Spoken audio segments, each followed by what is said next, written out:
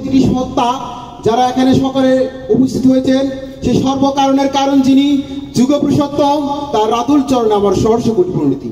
উপস্থিত আছেন শ্রদ্ধেয় ঋত্বিক দেবতা এবং দাদা মায়েদের প্রতি সকলদের প্রতি আন্তরিক জয়। তো ঠাকুর আমাদের ভাববাণীতে বলেছেন, আমি চাই শুদ্ধ আত্মা। ঠাকুর বলেছেন, আমি চাই শুদ্ধ আত্মা। তাণ্ডব ইস্ত্র মুখস্থ করবি তাহলে এজমা ছাড়বে। ঠাকুর বলছেন তাণ্ডব ইস্ত্র মুখস্থ করলে কি ছাড়বে? আমাদের এজমা। এজমা মানে হচ্ছে কি, আমাদের শ্বাসকষ্টের যে সমস্যা হচ্ছে, যেটা হাঁপানি, সেটা আমরা কি করব? আমরা যদি তাণ্ডব ইস্ত্র এবং কি এগুলো যদি মুখস্থ করি তাহলে আমাদের কি ছাড়বে? এজমা ছাড়বে।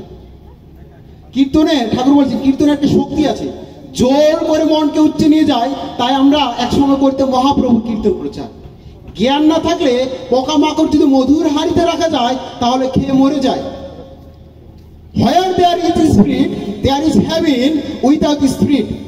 Matter is nothing, but matter is matter with spirit. Yes, I. When the inverse is equal to I, there is one I, the true, the sound is the expression of life. ঠাকুর বলছেন, ধর্ম অর্থ কাম সব নামে তার, দিয়ে ঝাপ সব হবে। কীর্তনে পাগল হলে মন ভালো হয়, মন ভালো হলে শরীর ভালো হয়। তোরা কেউ কামিনী ছাড়িস না, কাঞ্চনও ছাড়িস না, সমস্ত দিন মত্ত হয়ে সংসারে কাজ কর, সন্ধ্যাবেলা ছুটে আয়, নামে পাগল হয়ে কয়েক ঘন্টা মাত্র কীর্তন কর, দেখ আমার কত শক্তি। একবার আমায় চিনে নে, আমায় একবার চিনে নে, তোরা কে কত পাপ করেছি।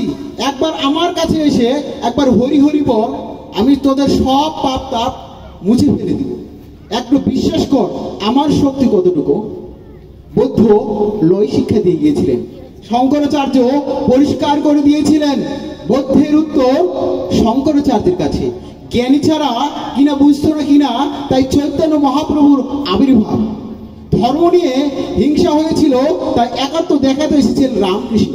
থাক আমার ধর্মকর্ম, আমার আমিকে পেলে বাঁচি এখন। ঠাকুর বলছেন, মন প্রাণ ভগবানকে ফেলে দিয়ে কাজ করে যা, তীব্র বেগে কাজ করে যা, পুড়ে ফল মায়া মোহ জ্বালাঞ্জলি দিয়ে উঠে যা। আর আমার আমিকে না ভালোবাসলে কি আমি পাওয়া যায় রে? যেমন জ্বর তেমনই চেতন, প্রত্যেকে ভালোবাসতে হবে রে, সর্বজীবে ভগবান ভাবতে হবে রে। ধ্যান করবি সকল সময়। ঠাকুর বলছেন, ধ্যান করবি সকল সময়। চলতে বসতে খেতে শুতে একটু উপবাস করলে হয়, আর বেশি কঠিন কিছু না, আর অনবরত না, এমনকি কথা বলতে পর্যন্ত না।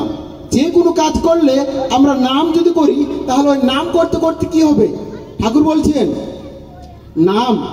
নাম মানুষকে তীক্ষ্ণ করে, আর ধ্যান মানুষকে গ্রহণ ক্ষমতা বাড়ায়, গ্রহণ ক্ষমতা। এই নামের মাধ্যমে আমাদের কি হয়? নামের মাধ্যমে আমাদের স্মৃতিশক্তি যেটা আছে, আমাদের স্মৃতিশক্তি বাড়ে। আমাদের নাম করলে আমাদের স্মৃতিশক্তি বাড়ে, এবং ধ্যান করলে আমাদের গ্রহণ ক্ষমতা, আমাদের ধৈর্য শক্তিটা আমাদের বাড়ে। তাই ঠাকুর আমাদের নামও করতে বলেছেন এবং ধ্যানও করতে বলেছেন।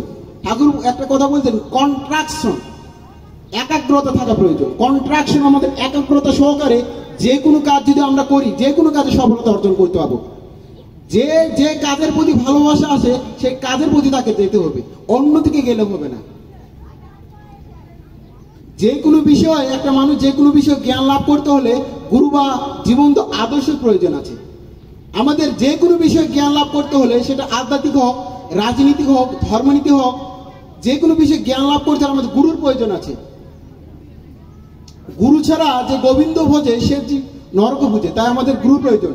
তাই ঠাকুর কাছে বিভিন্ন জ্ঞানী গুণী, বিভিন্ন সে যুগে যে যত বড় মহারথী ছিল, যত বড় জ্ঞানী ভক্তি ছিল, সে যুগে সকলে ঠাকুর কাছে এসে মাথা নত করেছিলেন।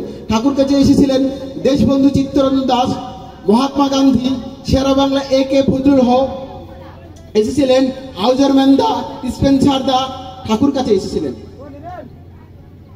যখন প্রথম বিশ্বযুদ্ধ যখন হয়েছিল, তারপরে এসেছিলেন আমাদের স্পেন্সার দা।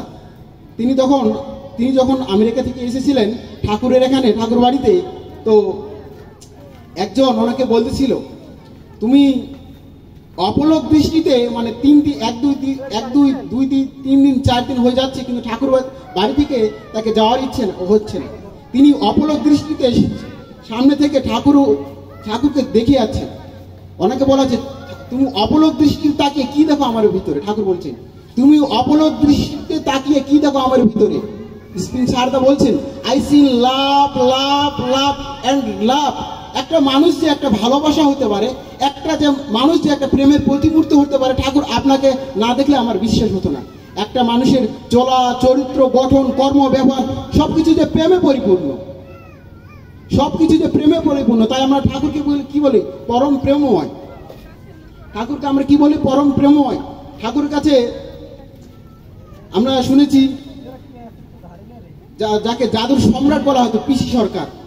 হ্যাঁ, তিনি এত বড় জাদুকর ছিলেন, তাকে জাদুর সম্রাট বলা হতো। আমরা যদি ইউটিউবে সার্চ করি তাহলে আমরা পিসি সরকার জাদু দেখতে পারবো। হ্যাঁ, এখন যাদের স্মার্টফোন আছে আপনারা ইউটিউবে সার্চ করবেন পিসি সরকার জাদু। তিনি এত বড় জাদুকর ছিলেন, তাকে জাদুর সম্রাট বলা হতো। তিনি ঠাকুর কাছে মাথা নত করে ঠাকুরকে গুরুপদে গ্রহণ করেছেন। আর আমরা সাধারণ অজ্ঞানী এবং ক্ষুদ্র জ্ঞানীর মানুষ আমরা ঠাকুরকে চিনতে পারছি না, আমরা ঠাকুরকে বোঝার চেষ্টা করতে পারছি না।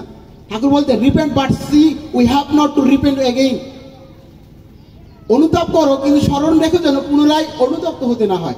যখনই তুমি কুকর্মের জন্য অনুতপ্ত হবে তখনই পরমপিতা তোমাকে ক্ষমা করবেন। আর ক্ষমা হলে বুঝতে পারবে তোমার হৃদয় পবিত্র শান্তনা আসছে, আর তাহলে তুমি বিনতি, শান্ত, আনন্দিত হবে। আর আমি বিশেষ কিছু বলতে চাচ্ছি না। এখানে যারা এসেছেন বা যারা আসতে পারেনি সকলে মঙ্গল কামনা করে আমার সংক্ষিপ্ত আলোচনা এখানে শেষ করছি। জয় গুরু।